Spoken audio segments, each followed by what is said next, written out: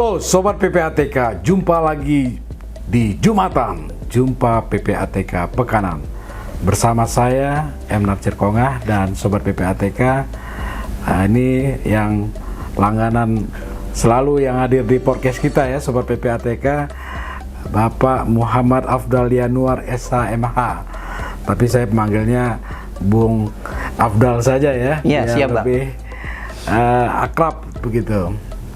Nah, Sobat PPATK, beliau ini baru saja menulis buku tentang kerahasiaan bank dan anti tipping off di sektor perbankan.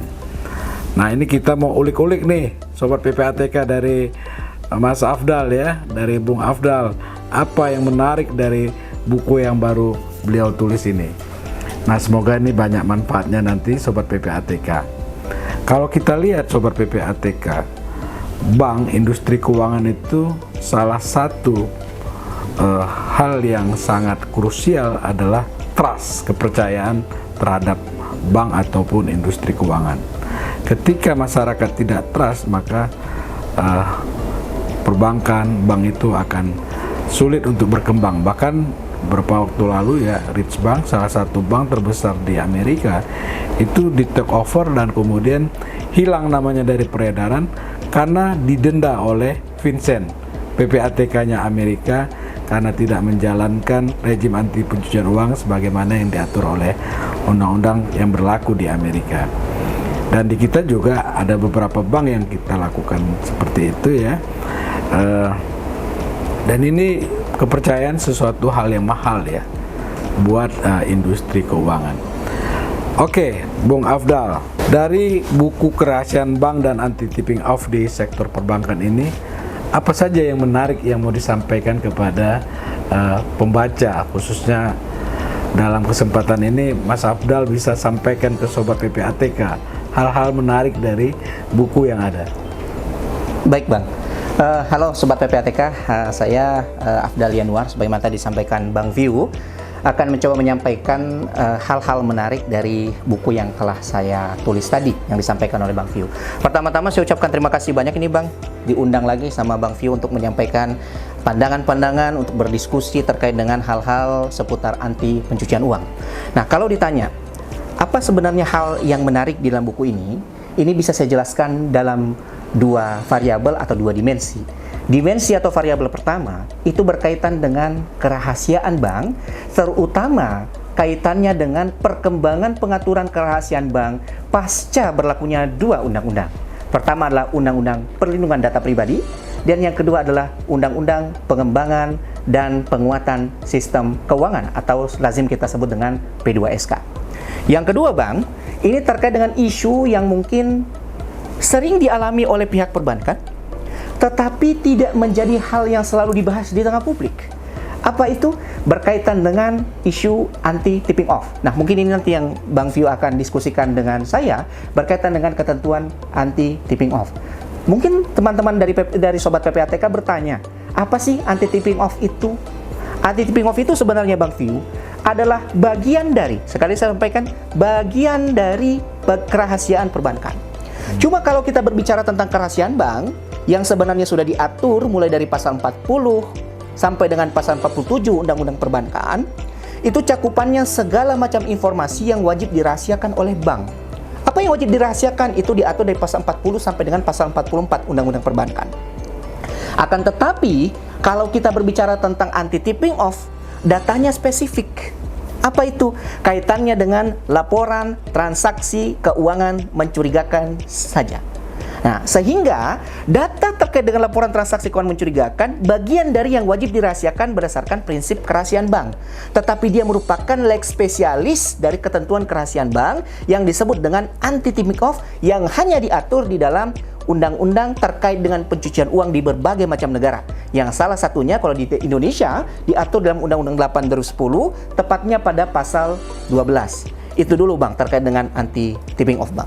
Nah, anti tipping off ini Sobat PPATK juga perlu tahu itu penjelasannya apa itu. Ya, tadi kan saya sudah sampaikan Bang ya, anti tipping off itu adalah kewajiban bagi bank untuk merahasiakan bukan cuma bank sebenarnya Sobat PPATK, semua penyedia jasa keuangan atau semua pihak pelapor untuk merahasiakan laporan transaksi keuangan mencurigakan, baik yang sedang disusun ataupun yang telah dilaporkan kepada PPATK.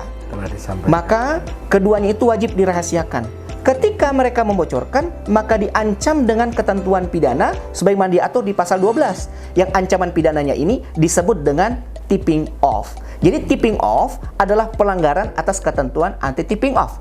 Anti tipping off sendiri adalah kewajiban bagi penyedia jasa keuangan atau pihak pelapor untuk menjaga kerahasiaan dari transaksi keuangan mencurigakan. Nah, mungkin abang nanya nih ke saya, kok cuma transaksi keuangan mencurigakan saja? Itu asal-usulnya dari mana sih? Itu asal-usulnya bang, dari rekomendasi 21 FATF Recommendations. Dari Sobat PPATK perlu saya sampaikan juga, bahwa kalau kita berbicara tentang Undang-Undang 810, ada rasio legisnya, atau ada maksud pembentuk undang-undang mengadakan undang-undang itu. Yang salah satu diantaranya adalah menyelaraskan antara apa yang diatur di dalam standar internasional berkaitan dengan APU PPT, yang lebih spesifik kita sering sebut dengan FATF Recommendations, dengan ketentuan yang akan dimuat di dalam Undang-Undang TPPU yang saat ini menjadi Undang-Undang 810. Nah, salah satu standar internasional yang ditentukan berdasarkan FATF Recommendations adalah apa yang dimuat di dalam Rekomendasi 21. Rekomendasi 21 berbicara tentang ketentuan anti-tipping off, yang mana definisi dari anti-tipping off berdasarkan Rekomendasi 21 adalah kembali lagi kewajiban bank untuk merahasiakan segala macam informasi yang terkait dengan transaksi keuangan mencurigakan. Nah, terkait transaksi keuangan mencurigakan ini sendiri dimaknai secara luas, baik yang sedang disusun maupun yang telah dilaporkan kepada PPATK. Begitu, Bang. Nah, jadi Mas Afdal, ketika apa irisan antara tipping off, anti-tipping off yang ada di Undang-Undang Nomor 8 Tahun 2010 tentang pencegahan dan tindak pidana pencucian uang dengan Undang-Undang pengganti dari Undang-Undang Perbankan itu? Oke, saya jelaskan Bang. Kalau kita bicara tentang Undang-Undang P2SK, Undang-Undang P2SK itu bentuknya adalah Omnibus Law. Jadi ada berbagai macam undang-undang yang kemudian dilakukan perubahannya itu semua dimasukkan ke dalam undang-undang yang disebut dengan Undang-Undang P2SK yang tadi saya sudah sebutkan. Salah satu undang-undang yang diubah dan kemudian dimasukkan ke dalam Undang-Undang P2SK adalah terkait dengan Undang-Undang Perbankan. Salah satu yang diubah di dalam Undang-Undang Perbankan itu terkait dengan ketentuan kerahasiaan bank. Yang mana ketentuan kerahasiaan bank dulu sebelum Undang-Undang P2SK diundangkan ini, ketentuan pengecualian kerahasiaan bank hanya diatur cuma 7 alasan yang diatur di sana.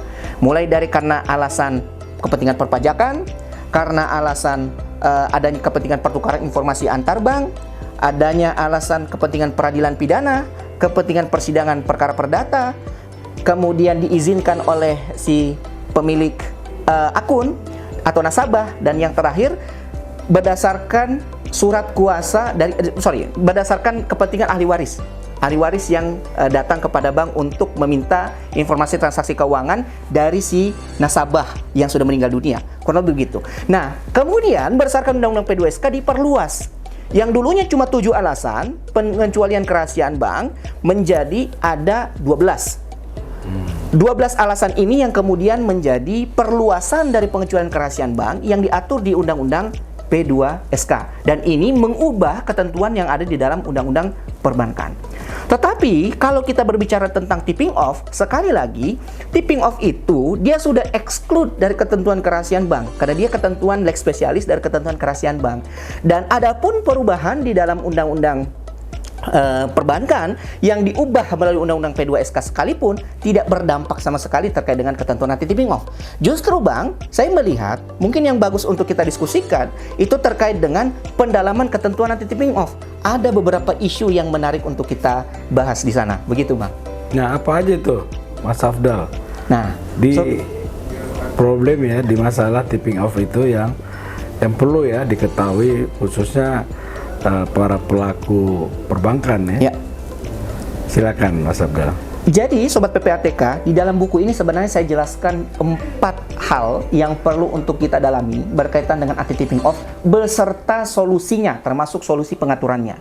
Tetapi mungkin kalau kita diskusikan semua terlalu panjang dan agak tidak fokus nanti Bang ya, mungkin saya izin menyampaikan 2 hal saja Bang. Yang pertama, itu terkait dengan kalau kita berbicara tentang kewajiban pelaporan bagi pihak pelapor diantaranya bank untuk disampaikan kepada PPATK, itu salah. Ada 3 bentuk kewajiban pelaporannya. Yang pertama, itu terkait dengan laporan transaksi keuangan mencurigakan. Apa itu laporan transaksi keuangan mencurigakan? Diatur di pasal 1 angka 5 Undang-Undang TPPU. Transaksi yang bertentangan dengan profil, bertentangan dengan karakteristik transaksi, dan bertentangan dengan pola kebiasaan transaksi. Transaksi yang dilakukan sebagai upaya untuk menghindari pelaporan dari pihak pelapor kepada PPATK. Transaksi yang dilakukan atau diduga dilakukan menggunakan atau batal menggunakan harta kekayaan hasil tindak pidana, dan yang terakhir yang diminta oleh PPATK itu TKM. Kemudian ada juga transaksi keuangan tunai, transaksi yang dilakukan dalam 1 hari, total nominalnya 500 juta rupiah, sekali atau berkali-kali transaksi dengan menggunakan mata uang rupiah atau lebih, itu TKT. Dan satu lagi, ada TKL, transaksi keuangan transfer dana dari dan keluar negeri. Setiap kita melakukan transfer dana, terima atau menyampaikan transfer kepada pihak di luar negeri, itu pasti akan terreport ke dalam IFT atau laporan transaksi keuangan dari dan keluar negeri. Nah, artinya apa Bang Tiu? Kewajiban pelaporan dari pihak pelapor, penyedia jasa keuangan, spesifik bank, itu ada 3.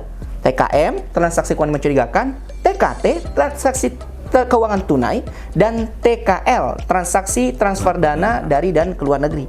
Tetapi kalau kita bicara tentang anti-tipping off yang diatur di dalam Undang-Undang Nomor 8 2010 Bang View, yang mana yang kalau diungkap itu menjadi suatu pelanggaran, itu hanya 1 Bang. Laporan transaksi keuangan mencurigakan.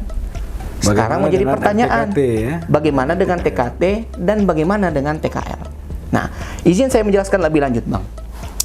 Terkait dengan isu ini, sebenarnya ada semangat pada saat itu dari pembentuk undang-undang untuk menyelaraskan dengan standar internasional.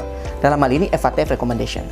Nah, di dalam FATF Recommendation, tadi saya sudah disebutkan di dalam di dalam rekomendasi 21 yang menyatakan yang wajib untuk dirahasiakan dalam konteks anti-tipping off adalah laporan transaksi keuangan mencurigakan. Tapi yang perlu untuk diketahui juga, memang di dalam FATF Recommendations tidak mengatur secara spesifik berkaitan dengan ketentuan transaksi keuangan tunai atau CTR, Cash Transaction Report, dan juga IFT, International Financial Fund Transaction Instruction, Transfer Instruction atau IFT, yang mana kesemuanya ini ada di Indonesia, tetapi tidak masuk dalam kategori yang wajib diatur di dalam rezim APU PPT berdasarkan standar di dalam FATF Recommendation. Lebih lanjut Bang, di sini juga saya jelaskan perbandingan dengan beberapa negara. Contoh misalnya Bang, kalau kita ngomong di Pakistan itu kewajiban pelaporan dari pihak pelapor, dalam hal ini misalnya kita sebut saja bank, itu ada 2, transaksi keuangan tunai dan transaksi keuangan mencurigakan. Dan kemudian yang wajib untuk dirahasiakan berdasarkan ketentuan anti-tipping off-nya ada 2 juga. Ada transaksi keuangan tunai dan ada transaksi keuangan mencurigakan. Itu 1. 2, di Swedia Bang. Di Swedia itu terkait dengan kewajiban pelaporan bagi pihak pelapor spesifik bank, itu hanya transaksi keuangan mencurigakan. Dan kemudian yang wajib untuk dirahasiakan itu meliputi cuma transaksi keuangan mencurigakan saja berdasarkan ketentuan anti-tipping off. Artinya Bang, kalau kita lihat dari 2 negara ini, selalu ada kesesuaian antara yang wajib dilaporkan kepada FIU-nya atau PPATK-nya dengan yang wajib dirahasiakan berdasarkan ketentuan anti-tipping off. Sedangkan di Indonesia saat ini, yang wajib dirahasiakan tadi saya sebutkan, yang wajib dilaporkan tadi saya sebutkan ada 3, ada transaksi keuangan mencurigakan, transaksi keuangan tunai, dan transaksi transfer dana dari dan keluar negeri. Tetapi yang wajib dirahasiakan berdasarkan ketentuan anti-tipping off cuma TKM saja Bang. Pertanyaannya, bagaimana kalau pihak bank membocorkan transaksi keuangan tunai transaksi transfer dana dari dan ke luar negeri yang sudah dilaporkan kepada PPATK. Apakah itu masuk dalam kategori pelanggaran? Pertanyaan ini Bang, ini akan saya jawab, mungkin agak sedikit panjang lagi nih Bang. Kaitannya dengan memahami kerahasiaan di dalam Undang-Undang TPPU. Jadi Bang, ketentuan kerahasiaan dalam Undang-Undang TPPU setidaknya diatur di dalam 3 ketentuan. Pertama, pasal 28 Undang-Undang TPPU berlaku bagi siapa? Berlaku bagi pihak pelapor. Di sini dikatakan pihak pelapor dikecualikan dari segala prinsip kerahasiaan selama yang dilakukan dalam rangka pelaksanaan tugas dan kewajibannya berdasarkan Undang-Undang TPPU.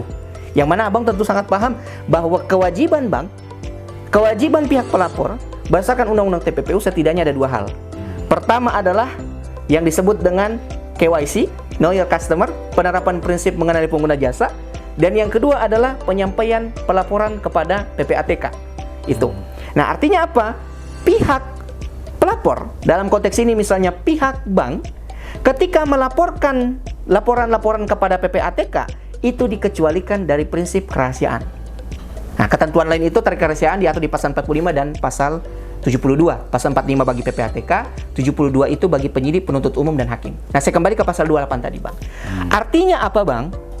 Sebenarnya, setiap informasi yang disampaikan kepada PPATK oleh pihak pelapor, termasuk bank, kalau mereka bocorkan, kalau mereka disclose, pada prinsipnya itu merupakan pelanggaran atas prinsip kerahasiaan.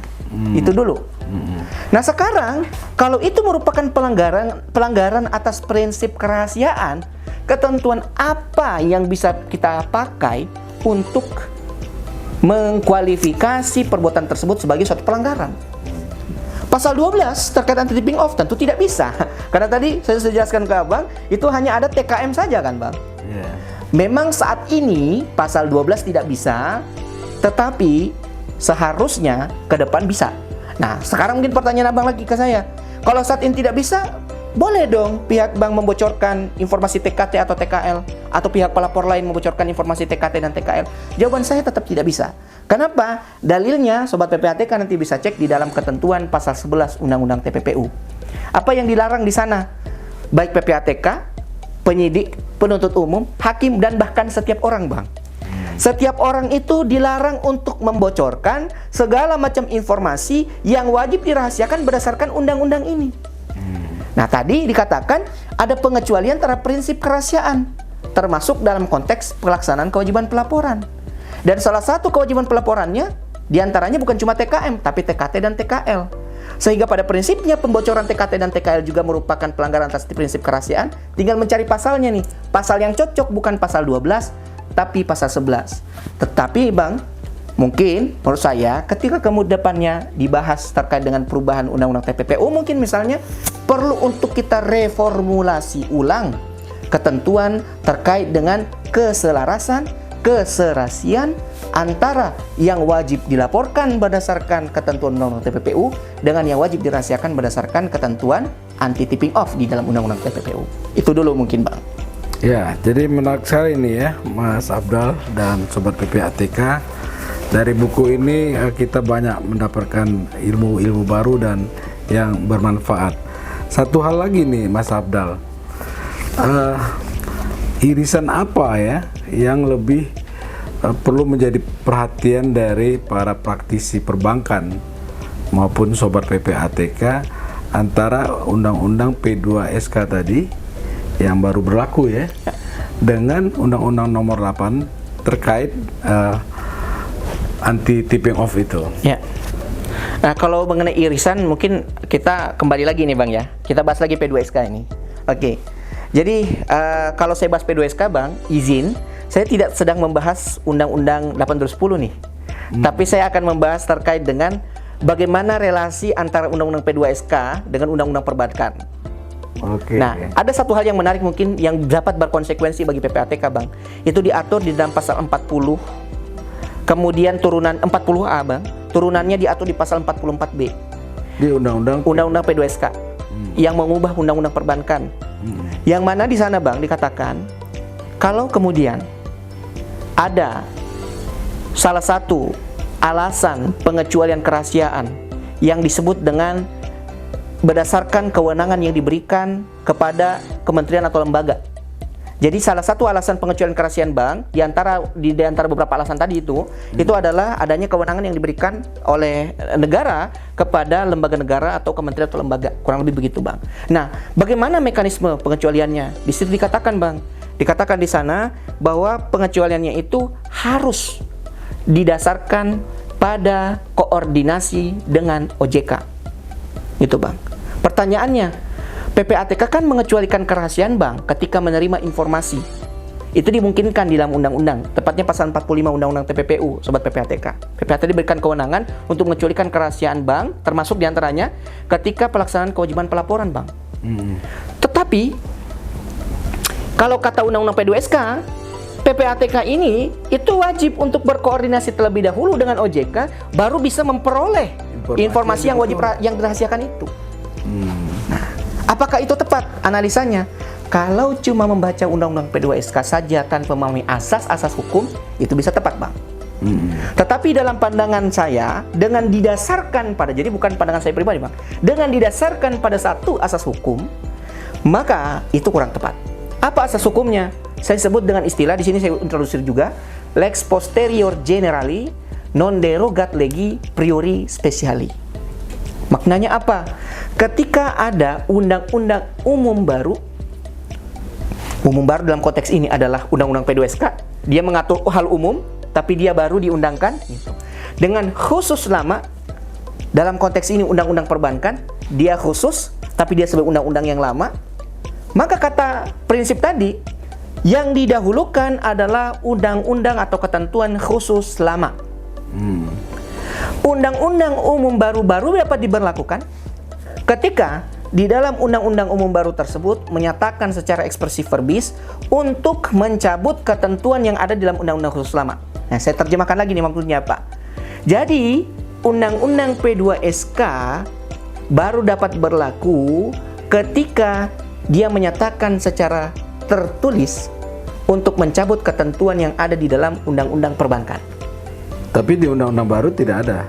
Di undang-undang P2SK justru ada tadi, Bang. P2SK dia bilang wajib berkoordinasi kan? Iya. Nah, di undang perbankan tidak ada. Iya. Nah, makanya saya bilang undang-undang P2SK ini berlaku. Tetapi berdasarkan asas tadi, bagi PPATK yang sudah punya otoritas untuk melaksanakan pengecualian kerahasiaan bank dalam konteks pelaksanaan pelaporan oleh penyedia jasa keuangan termasuk bank, maka bagi PPATK tidak wajib untuk berkoordinasi, Bang. Kenapa tidak wajib untuk berkoordinasi?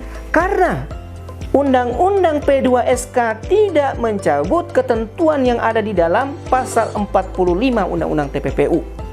Kan tadi prinsipnya Undang-Undang umum baru bisa berlaku ketika dia mencabut ketentuan yang ada di dalam Undang-Undang khusus lama. Salah satu Undang-Undang khusus lama dalam konteks kewajiban pelaporan bukan hanya Undang-Undang Perbankan tapi juga Undang-Undang TPPU. Karena Undang-Undang TPPU tidak dicabut, karena pasal 45 Undang-Undang TPPU tidak dicabut oleh Undang-Undang P2SK, maka konsekuensinya tidak berlaku bagi PPATK. Pertanyaannya, apakah cuma bagi PPATK? Tidak. Bagi KPK, ada di Undang-Undang KPK, yang mana dia juga bisa mengecualikan kerahasiaan bank tanpa wajib izin atau koordinasi dengan OJK. Yang kedua, Undang-Undang Peraturan Pemerintah Pengganti Undang-Undang terkait dengan Automatic Exchange of Information on Tax Matter. Itu diatur di Perpu 1 2017, diundangkan oleh Undang-Undang Nomor 9 Tahun 2017. Yang mana juga dalam pelaksanaannya tidak wajib berkoordinasi terlebih dahulu dengan OJK karena dia sudah mengecualikan. Dan ketentuan di dalam Undang-Undang TPPU, Undang-Undang KPK, Perpu Automatic Exchange of Information tadi tidak dicabut oleh Undang-Undang P2SK, konsekuensinya tetap berlaku ketentuan-ketentuan pengecualian kerahasiaan dalam masing-masing undang-undang tadi tanpa wajib berkoordinasi dengan OJK. Kenapa? Karena ketentuan di Undang-Undang P2SK tidak mencabut ketentuan yang ada di dalam Undang-Undang TPPU, Undang-Undang KPK, dan Perpu AEOI. Gitu, Bang. Jadi ini menarik nih Sobat PPATK ya. Jadi ngapain juga ada klausul untuk menyampaikan berkoordinasi dengan OJK. Ya. Sementara di klausul di pasal 45 Undang-Undang Nomor 8 itu tidak dicabut. Ya. Kan artinya sesuatu yang nggak perlu kan.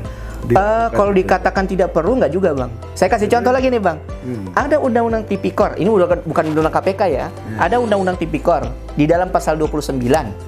Ketika hendak mengecualikan pengecualian kerahasiaan bank bagi penyidik atau penuntut umum, artinya apa, di luar KPK dong Bang ya, baik kejaksaan ataupun Polri, maka dia wajib untuk berkoordinasi, dia wajib untuk izin dengan OJK. Nah, ini tetap berlaku.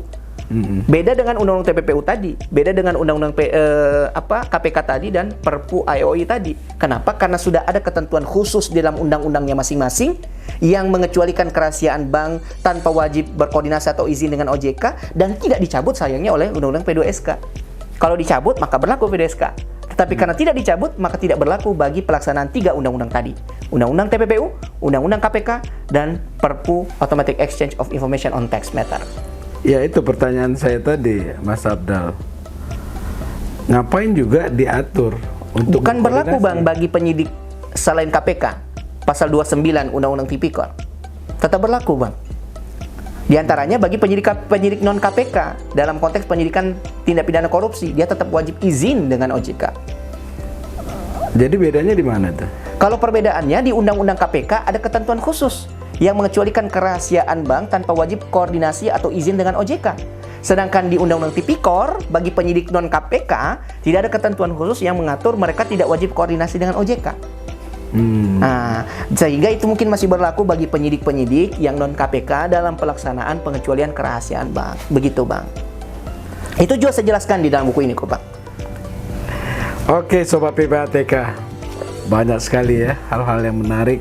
Dan saya kira Sobat PPATK perlu baca ini ya, khususnya para praktisi perbankan ya, Mas Afdal ya. Karena sebenarnya masih ada isu lagi Bang yang menarik untuk kita diskusikan Bang. Yang terkait dengan bagaimana kalau bank itu merger Bang. Gimana tuh Bang? Bagaimana mengatur informasi dari yang sudah disampaikan ya. Iya. Tapi itu nanti mungkin pembahasan yang berikutnya ya Mas Afdal. Tapi ini sudah sangat cukup informatif apa yang disampaikan dari Mas Afdal. Oke Mas Afdal, dari buku ini ada lagi nggak hal yang bisa menjadi tambahan ilmu buat Sobat PPATK? Silakan. Khusus terkait dengan satu pembahasan tadi Bang ya, karena tadi yang kita bahas cuma terkait dengan ketidaksesuaian antara yang wajib dilaporkan dengan yang wajib dirahasiakan berdasarkan ketentuan anti tipping off. Terkait dengan isu itu di dalam buku ini juga Sobat PPATK saya sampaikan terkait dengan arah pengaturan ideal ke depan yang berujung pada saya rumuskan bagaimana perumusan ideal terkait dengan ketentuan anti tipping off ke depannya. Di dalam buku ini saya sampaikan karena semangat pembentukan Undang-Undang TPPU adalah menyelaraskan dengan standar internasional berkaitan dengan APPT dalam hal ini FATF Recommendations, yang mana FATF Recommendations mendefinisikan anti tipping off cuma TKM saja yang wajib dirahasiakan, maka kemudian di buku ini saya sampaikan sebaiknya ke depan tetap mempertahankan cuma TKM yang wajib dilaporkan, cuma TKM yang wajib dirahasiakan maksud saya Bang, cuma TKM yang wajib dirahasiakan, dan ketentuan-ketentuan lain yang terkait dengan pelaporan dalam hal ini TKT dan TKL itu cukup dikembalikan kepada ketentuan kerahasiaan jabatan berdasarkan pasal 11 Undang-Undang TPPU. Begitu Bang. Oke Sobat PPATK, banyak sekali ya ilmu ataupun informasi pengetahuan yang sudah disampaikan oleh Mas Afdal kepada kita. Jumpa lagi di Jumatan, Jumpa PPATK Pekanan. Kalau bersih, kenapa harus risih?